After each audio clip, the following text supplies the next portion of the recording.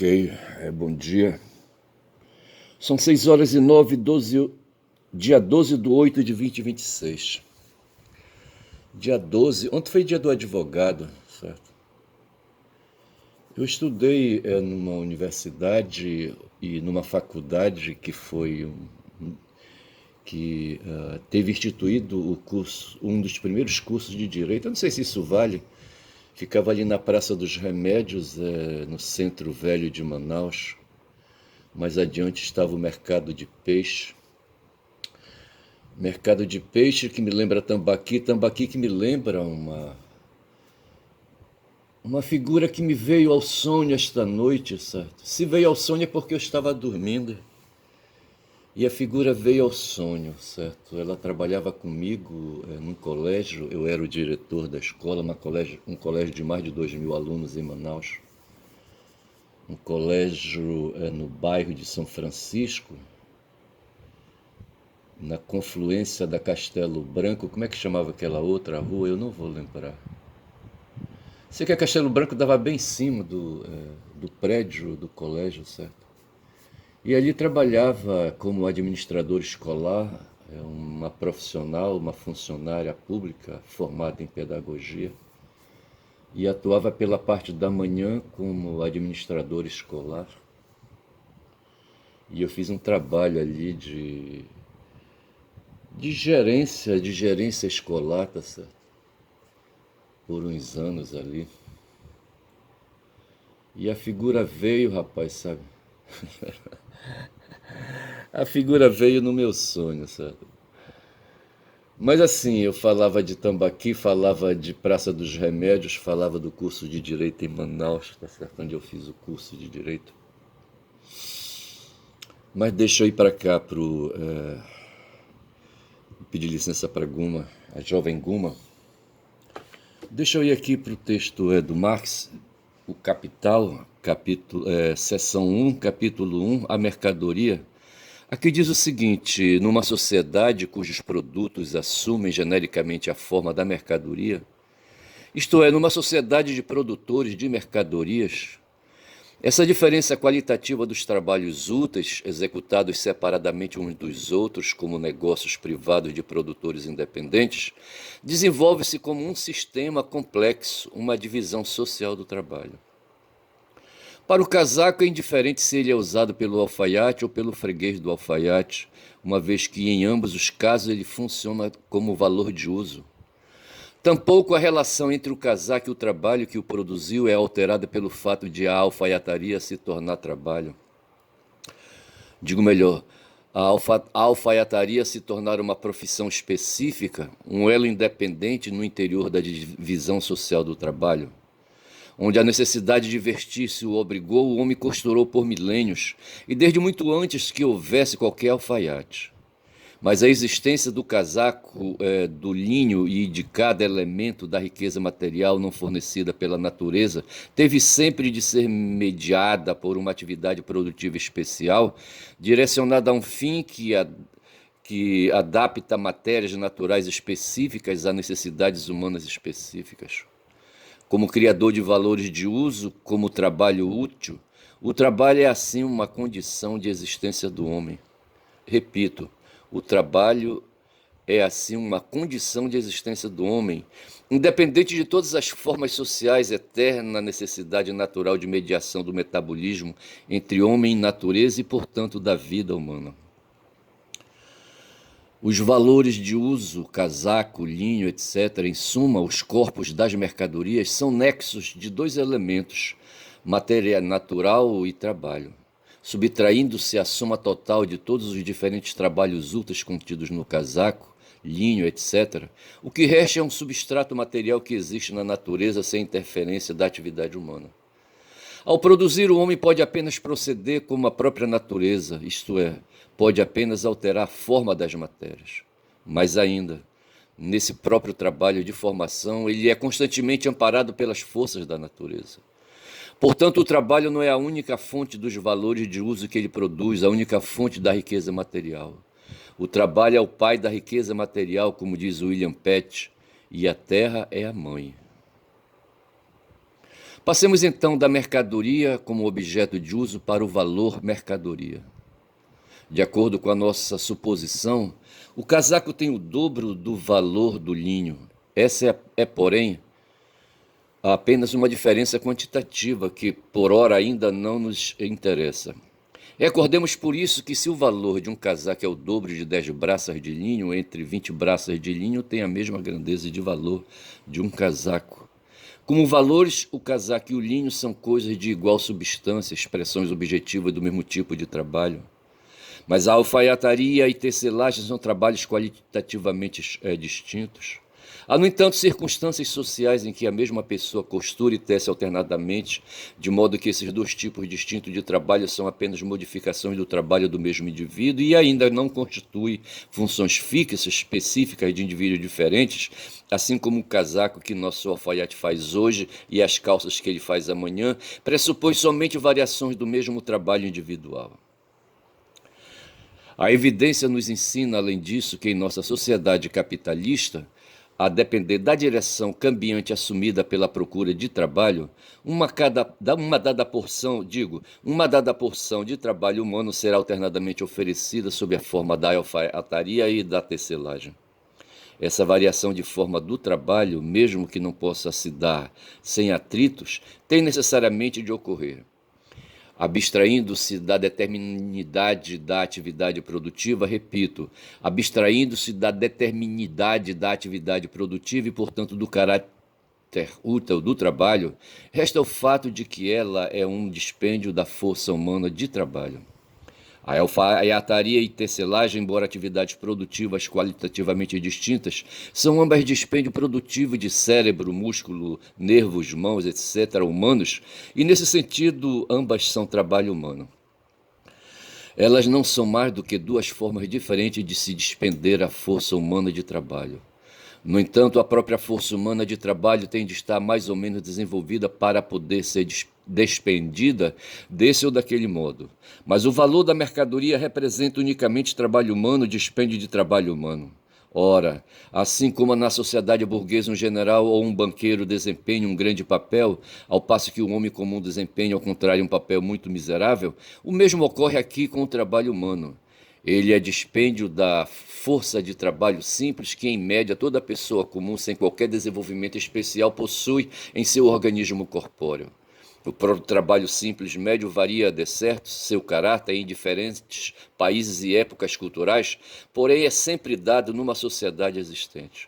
O trabalho mais complexo vale apenas como trabalho simples potenciado ou antes multiplicado, de modo que uma quantidade menor de trabalho complexo é igual a uma quantidade maior de trabalho simples. Que essa redução ocorre constantemente é algo mostrado pela experiência. Mesmo que uma mercadoria seja o produto do trabalho mais complexo, seu valor o equipara ao produto do trabalho mais simples e, desse modo, representa ele próprio uma quantidade determinada de trabalho simples. As diferentes proporções em que os diferentes tipos de trabalho são reduzidos ao trabalho simples, como sua unidade de medidas, são determinados por meio de um processo social que ocorre pelas costas dos produtores e lhes parecem assim ter sido legados pela tradição. Para fim de simplificação, de agora em diante, consideraremos todo tipo de força de trabalho diretamente como força de trabalho simples, com o que apenas nos poupamos o esforço de redução. Eu estou na página 103 de 751, não posso esquecer, tá certo? E amanhã eu continuo. Eu estava fazendo a leitura e me distraindo, rapaz, olha, lembrando de Fernando Henrique Cardoso, que foi presidente do Brasil, mas foi esse sociólogo, rapaz, casado com uma antropóloga, Ruth, eu não sei como era o nome da Ruth, tá certo? Ruth que interferiu no governo, rapaz, do Fernando Henrique, se metia na assistência social, certo? E me lembro dela e me lembro de uma modificação que houve, eu acho que foi na lei uma modificação que houve numa lei que queria impedir, rapaz, sabe, que o governo fizesse dispêndios. O Fernando Henrique foi um governante neoliberal, tá certo? Ele estava imbuído do capeta, rapaz, sabe, e implantou o neoliberalismo aqui pesado, fez privatizações aí, fez a privatização dos meios de comunicação, como é que chamava? na época da telefonia, tá certo? E operou, rapaz, com, com ladinidade, rapaz, sabe? Foi ladino o cara, sabe? Foi, para não dizer ladrão, certo? Ele tá vivo ainda, o Peste, cheio de Alzheimer, certo? Eu acho, não sei. Tem mais de 90 anos ainda, eu acho. E a Ruth, ela operou, rapaz, e uma deputada lá do Paraná, eu acho, não sei se foi do Espírito Santo, sabe? Deu um nó, rapaz, para fazer ali, sabe, uma contenção no orçamento, para impedir que dinheiro, para impedir que houvesse concurso público, rapaz, sabe, sabe, nos órgãos públicos, sabe, para conter, rapaz, sabe, ali recursos públicos, sabe. Não lembro bem como é que foi a parada, mas eu lembro que quando eu fiz um curso, fiz um curso de pós-graduação em saúde pública, sabe, a minha tese foi sobre esse sinogórdio. Na época havia no serviço de saúde uma necessidade de enfermeiros, de montar equipes com enfermeiros, médicos, sabe, e agentes de enfermagem, aquela coisa toda, tá certo? E tinha que fazer concurso público para colocar esses profissionais, só que a discussão era por que fazer isso, por que contratar, por que fazer concurso público, por que inchar a máquina pública, tá certo? E veja que na pandemia que houve aqui, sabe, no mundo e aqui no Brasil, a Covid, sabe, necessitou muito de braços de agentes de saúde, sabe, de um modo geral. E aquela deputada federal, rapaz, sabe, eu tô me lembrando dela, sabe, toda branquinha. Miseráveis, tá certo? Mas assim, eu vou saindo fora, tá certo? Eu vou noutra direção agora, porque é o seguinte, eu estou aqui. Na verdade, eu não queria, eu queria falar do Cavafis. Deixa eu falar do Cavafis aqui primeiro, tá certo? Eu queria lembrar, rapaz, sabe? Eu quero. Então, não sei se vai dar para falar do Trump ali. Aliás, quero lembrar hoje, vendo aqui que eu estou com 13 minutos de vídeo, sabe? Que ontem eu tentei fazer o vídeo, mas eu não publiquei nada ontem porque eu recebi um telefonema, como poderia receber um agora, tá certo? E interromper, rapaz, sabe, a gravação do vídeo. Eu acho que eu vou lançar o vídeo mesmo assim, ficou com 10 minutos só, tá certo? Eu vou lançar mesmo assim. E agora este está com 13, certo? E de repente eu recebo uma gravação, já era, tá certo? Corta o vídeo. Mas veja que teve um cara chamado Cavafis, certo? Constantino Cavafis, A Espera dos Bárbaros é o nome do poema, tá certo? E eu vou começar a ler. Eu queria falar um pouco do Cavafis. Só que eu já tirei a parte aqui que falava do Cavafis. Mas diz assim o poema do Cavafis: o que esperamos na ágora reunidos? Veja a palavra ágora, certo? Que eu tenho usado bastante nos textos que eu tenho produzido, tá certo? Para lembrar o campo da política de um modo geral, tá certo? A ágora no tempo dos gregos era um espaço, um pórtico, não sei se era em praça pública, sabe? Ou se era em algum prédio público, eu não sei, teria que verificar isso, tá certo? Mas era um espaço onde os nobres, os patrícios, não, os patrícios são na Roma, tá certo? Onde os nobres, sabe, os aristocratas ali, gregos, sabe, se reuniam, sabe? Não sei, era um espaço que eles tinham, sabe? Ao invés de fazer lá no Palácio do Rei, do chefe de Estado, eu não sei como era que os gregos se comandavam, tá certo? Eram cidades-reinos que nós tínhamos ali na Grécia, tá certo? Então tinha rei. E ali, sabe, os aristocratas, sabe, as famílias ali se reuniam, as pessoas ali. Veja que eu estou falando que eram só os aristocratas, os pobres iam só bisbilhotar, sabe, a bicorar, como a gente fala, sabe. Chega lá de curioso, não tendo nada que fazer em casa, eles vão para a rua e tendo uma reunião na Ágora, eles vão para lá, sabe, ficar olhando, sabe, sem poder interferir. Era assim que funcionava a Ágora antiga. Hoje a Ágora ela se repete no Congresso, tá certo? Que é um espaço de representantes do povo, de um modo geral, tá certo? Incluindo aristocratas e não aristocratas, hoje, certo? Mas no tempo dos gregos eram só os aristocratas que se reuniam, certo? Aí ele diz assim, o Cavafis, o Constantinos: o que esperamos na Ágora reunidos é que os bárbaros chegam hoje. Por que tanta apatia no Senado? Os senadores não legislam mais? E o que os bárbaros é que os bárbaros chegam hoje? Que leis hão de fazer os senadores? Os bárbaros não chegam, as farão. Digo melhor, os bárbaros que chegam as farão. Porque o imperador se ergueu tão cedo e de coroa solene se assentou em seu trono à porta magna da cidade? É que os bárbaros chegam hoje. O nosso imperador pode saudar o chefe deles, tem pouco para dar-lhe, um pergaminho no qual estão escritos muitos nomes e títulos, porque os dois cônsules e os pretores usam togas de púrpura bordadas e pulseiras com grandes ametistas e anéis com tais brilhantes esmeraldas, porque hoje empunham bastões tão preciosos de ouro e prata finamente cravejados,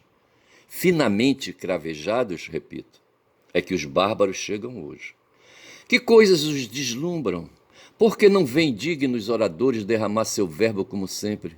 É que os bárbaros chegam hoje e aborrecem arengas e eloquências.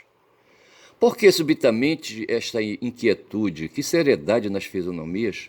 Por que tão rápido as ruas se esvaziam e todos voltam para casa preocupados?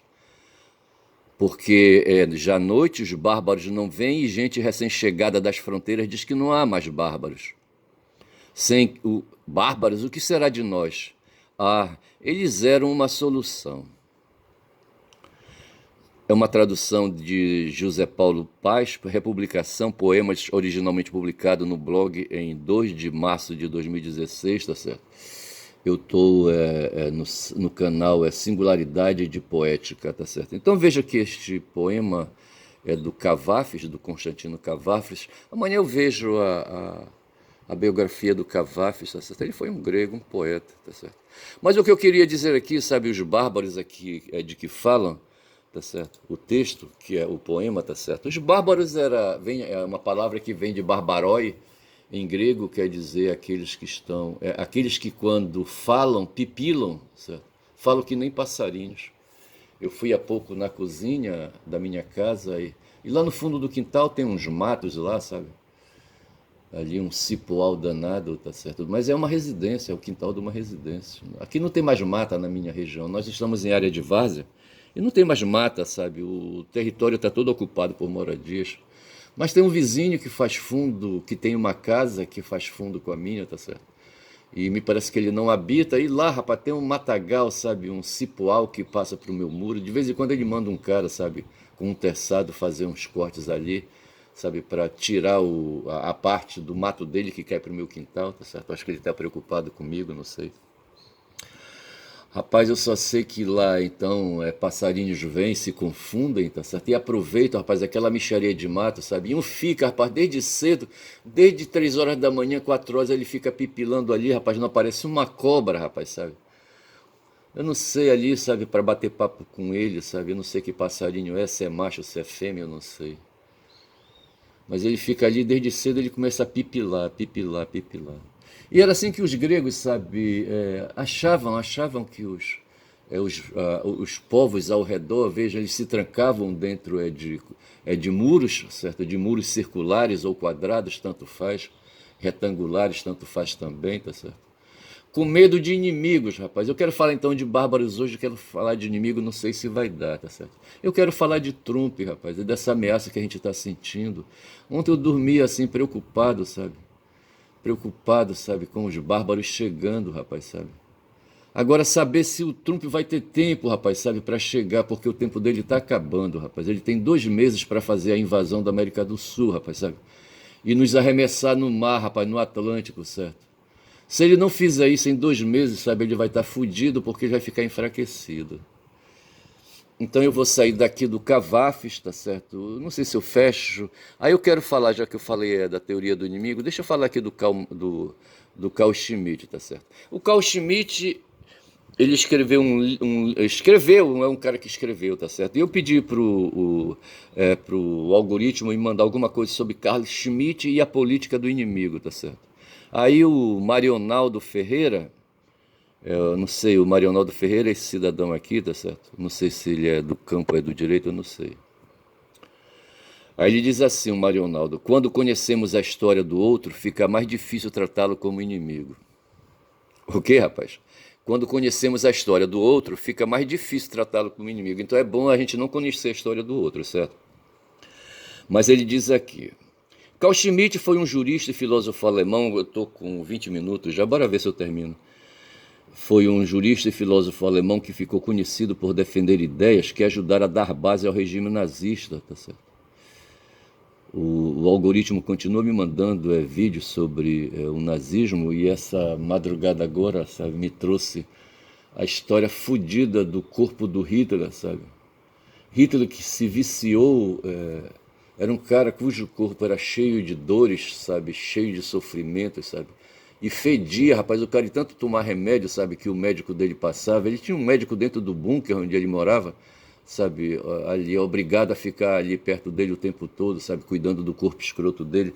Lembra Henrique VIII, rapaz, que era a mesma porra, me parece que Henrique VIII tinha gota, eu não sei, sabe, e, sabe, e aquilo ali, sabe, sacaneava com o corpo dele, sabe, ele era um cara, sabe, testosterônico, sabe, era rei e por isso fosse testosterônico, talvez nem tivesse testosterona, só tinha bafo, sabe, queria pegar muitas mulheres, o Henrique VIII, rapaz, sabe. Mandou matar a mulher, mandou degolar a mulher, mandou enforcar a mulher. Não sei se ele mandou enforcar, sabe? Mas me parece que degolar ele mandou, não sei se mandou. Um Henrique VIII. E tinha esse Hitler, rapaz, fudido ali, sabe, no começo da década do século XX, das primeiras décadas do século XX ali, sabe? E tinha um cara por perto dando ideias para ele, rapaz, esse cara foi o Carl Schmitt, certo? É por isso que diz aqui que ele ficou conhecido por defender ideias que ajudaram a dar base ao regime nazista, tá certo? Regime nazista implantado por Hitler, certo? Ali na Alemanha no começo do século XX. Para ele, a política não nasce do diálogo e nem da busca do entendimento. Veja que eu falei de ágora, certo? E a ágora, no tempo dos gregos, eram espaços de diálogo, tá certo? Um diálogo, tá certo? Onde se desenvolvia ali atividades que ficaram conhecidas como política, tá certo? E o Schmitt diz, olha, não, não, não, não. A política não nasce do diálogo, não nasce na ágora, né? Nem da busca por entendimento. Ela nasce da porrada, quer ver? Ela nasce quando se decide quem é amigo e quem é inimigo, tá certo? É o que a gente vive hoje, rapaz. Esses caras leem tudo isso que eu estou lendo aqui, eles leem, rapaz, sabe? Esses caras lá nos Estados Unidos, eles sabem tudo isso, tá certo? O Rubio sabe disso, sabe? Como é que chama? O Exeter. Como é que chama ali o ministro da defesa dele lá, o ministro da guerra, certo? E outros ali, o Bessent, tá certo? É Bessent o nome do cara, o ministro é ali, o secretário do Banco Central, ou das Finanças, do Tesouro, não sei, tá certo? Ela nasce, diz o Schmitt, quando ele está falando, sabe, a política, certo? A política nasce quando se decide quem é amigo e quem é inimigo. No livro O Conceito do Político, Schmitt diz que a verdadeira política depende dessa divisão entre amigo e inimigo.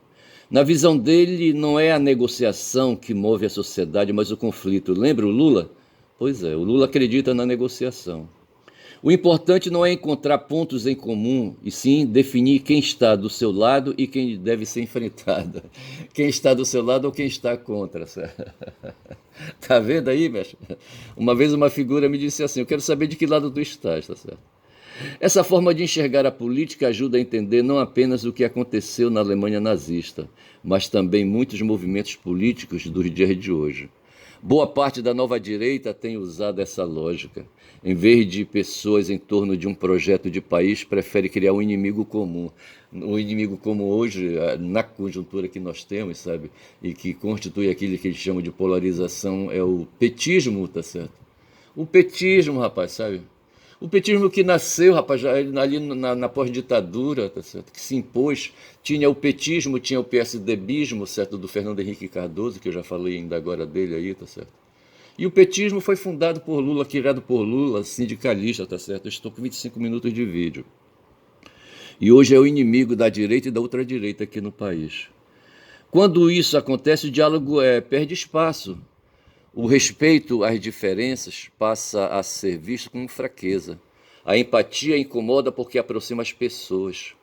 Quando conhecemos a história do outro, fica mais difícil tratá-lo como inimigo. Tá certo? E tudo isso tem a ver.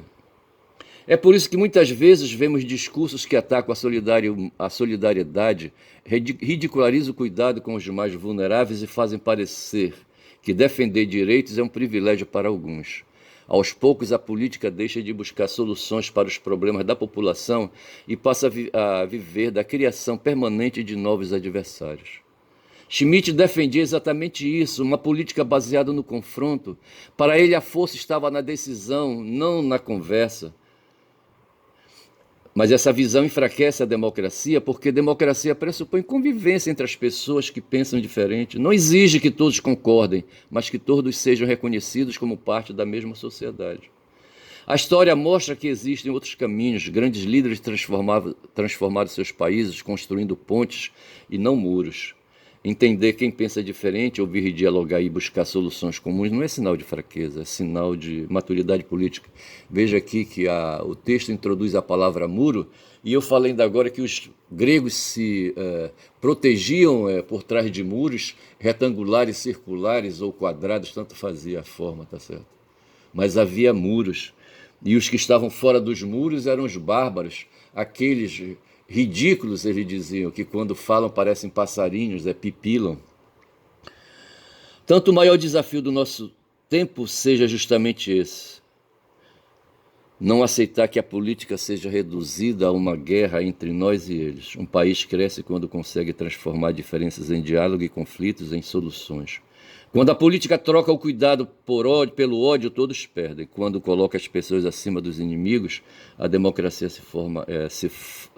se fortalece. Aqui está dizendo que o Marionaldo, autor desse texto aí, é especialista em governança pública, mentor de líderes e consultor em gestão e captação de recursos para municípios. Atua na formação de servidores e agentes públicos e é autor do livro Governança Pública e Suas Possibilidades. Valeu, Marionaldo aí, tá certo? Tudo bem.